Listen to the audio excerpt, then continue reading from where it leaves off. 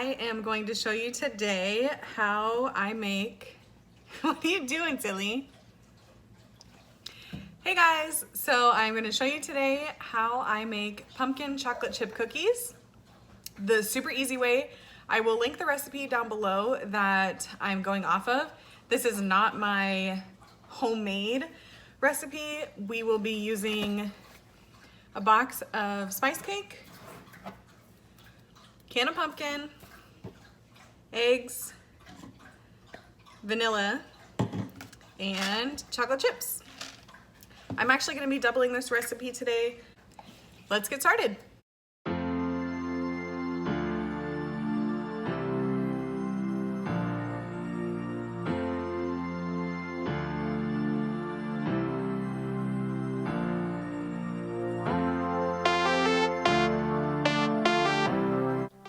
So as you can see, I'm just going to start out by dumping both boxes of the spice cake mix into my KitchenAid mixer, and then I'm also going to add in the can of pumpkin.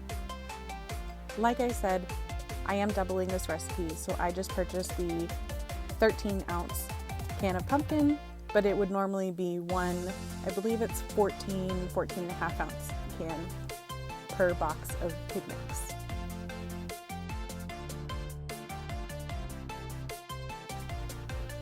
Now I'm just going to go ahead and mix up those two ingredients. As you can see here, I turned it up a little bit too high at first, but that's okay.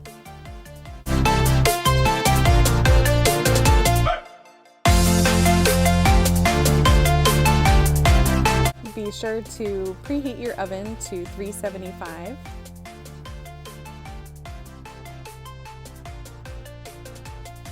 So I got my KitchenAid secondhand, and this attachment has never been able to reach down to the bottom of this bowl. Let me know your tips and tricks down below. If I need to get a new attachment, do they make some that are longer, or do I have a wrong size bowl? Let me know down below, guys.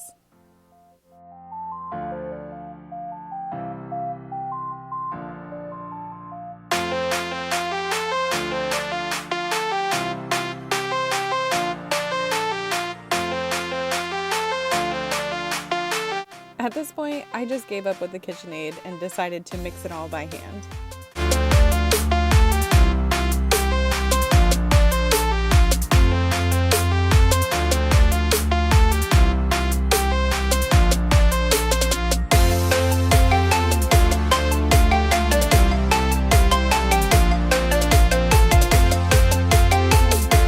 And now it's time to add in the eggs. Like I said, I'm doubling it, so I will be adding in 2 eggs.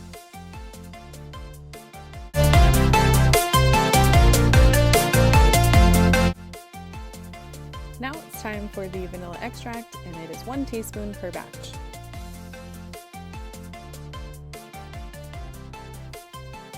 Now I will go ahead and mix that up really well.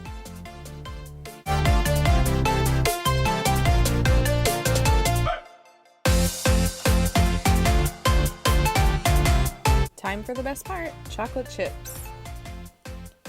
Whenever I'm baking, I find it easiest to add in half of your chocolate chips and stir it and then add in the rest. I had already pre-measured this out. I actually only ended up having 2.5 cups of chocolate chips, but I would recommend 1.5 cups per batch. Now I'm just going to prep my baking sheets with some parchment paper and then go ahead and scoop out my cookies.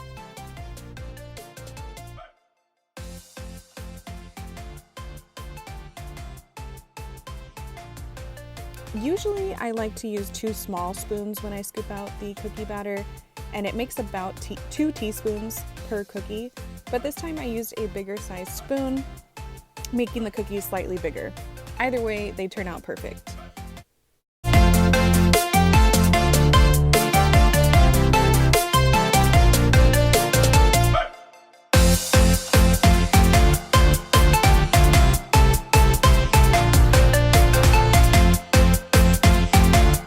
Now in the oven they go for about 10 minutes, and you'll have the perfect cookie, and the consistency will be slightly like a muffin.